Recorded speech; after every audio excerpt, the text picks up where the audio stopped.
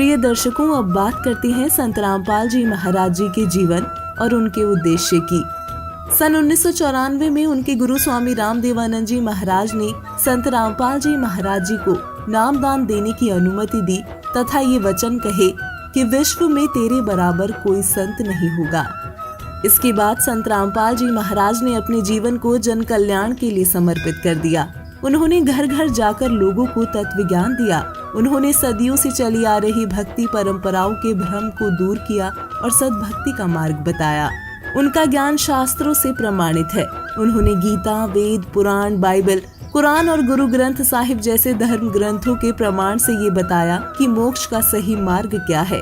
हालांकि सत्य ज्ञान को प्रचारित करने में उन्हें कठिनाइयों का सामना करना पड़ा, लेकिन उन्होंने कभी हार नहीं मानी और आज भी वो सत्य के लिए संघर्षरत है। दर्शकों, अब सवाल ये उठता है कि सद्भक्ति क्या है और मोक्ष का सही मार्ग कौन सा है। सद्भक्ति का अर्थ है शास्त्रों में वर्णित भक्ति विधि। ये वही भक्ति है जो तत्वदर्शी संत के मार्गदर्शन में की जाती है, जिसके करने से मानव जीवन का मूल उद्देश्य यानी जन्म मृत्यु से सदा के लिए छुटकारा मिल जाता है, यानी जीवात्मा पूर्ण मोक्ष को प्राप्त हो जाती है, जिसके विषय में गीता अध्याय 18 श्लोक 62 में कहा गया है, हे भारत, तू सब प्रकार से उस परमेश्वर की ही शरण में जा। उस परमात्मा की कृपा से ही तू परम शांति को तथा सनातन परम धाम को प्राप्त होगा। इस तत्व ज्ञान को जानने के लिए गीता अध्याय 4 श्लोक 34 में कहा गया है, उस ज्ञान को तू तत्वदर्शी ज्ञानियों के पास जाकर समझ। उनको भली भांति दंडवत प्रणाम करने से, उनकी सेवा करने से और कपट छोड़कर सरलता पूर्वक प्रश्न करने से वो परमात्म तत्व को भली भांति जानने वाले ज्ञानी महात्मा तुझे उस तत्व ज्ञान का उपदेश करेंगे। तथा गीता अध्याय 15 श्लोक 4 में कहा है, हे धनंजय, गीता अध्याय 4 श्लोक 34 में बताए गए तत्वदर्शी संत के मिल जाने पश्चात उस परमेश्वर के परम पद अर्थात सतलोक को भली भांति खोजना चाहिए, जिसमें गए हुए साधक फिर लौटकर इस संसार में नहीं आते और जिस परम अक्षर ब्रह्म से ये आदि सृष्टि उत्पन्न हुई है। मैं भी उसी सनातन पूर्ण परमात्मा की शरण में हूँ। लेकिन दर्शकों, दुख की बात है कि आज समाज में कई ढोंगी गुरु और साधु हैं जो शास्त्रों के विपरीत भक्ति करवा रहे हैं। ये भक्ति मोक्ष तक नहीं पहुंचा सकती, इसलिए ये पहचानना बेहद जरूरी है कि पूर्ण गुरु कौन है। तो दर्शकों, आपको बता दें, उस तत्वदर्शी संत यानी पूर्ण गुरु की पहचान भी हमारे पवित्र सदग्रंथों में दी गई है। क्योंकि गीता अध्याय 15 श्लोक 1 में स्पष्ट किया गया है कि पूर्ण गुरु अर्थात तत्वदर्शी संत वह है जो संसार रूपी उलटे लटके हुए वृक्ष के सभी विभागों को वेदों अनुसार बताता है कि मूल रूपी परमात्मा कौन है और उससे निकलने वाले तना, डार, शाखा, पत्ते आदि कौन है। साथ ही गुरु के लक्षण बताते हुए कबीर परमेश्वर ने कबीर सागर अध्याय जीव धर्म बोध के पृष्ठ 1960 में कहा है कि गुरु के लक्षण 4 बखाना।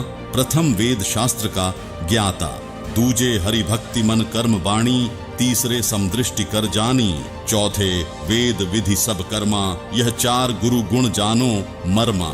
अर्थात पूर्ण गुरु वह है जो वेदों तथा अन्य सभी ग्रंथों का पूर्ण ज्ञानी हो। वह वेदों के अनुसार परमात्मा की भक्ति मन कर्म वचन से स्वयं करता है और करवाता है तथा उसकी करनी और कथनी में कोई अंतर नहीं होता। वह सर्व अनुयायियों को समान दृष्टि से देखता है, ऊंच नीच का भेद नहीं करता।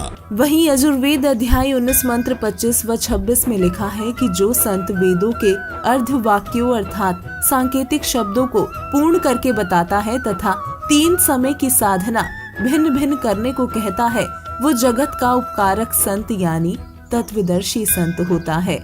इसके अलावा पूर्ण गुरु का एक अन्य लक्षण बताते हुए संत गरीबदास जी ने कहा है, गरीब सदगुरु के लक्षण कहूँ, मधुरे बैन विनोद, 4 वेद 6 शास्त्र, कहे 18 बोध।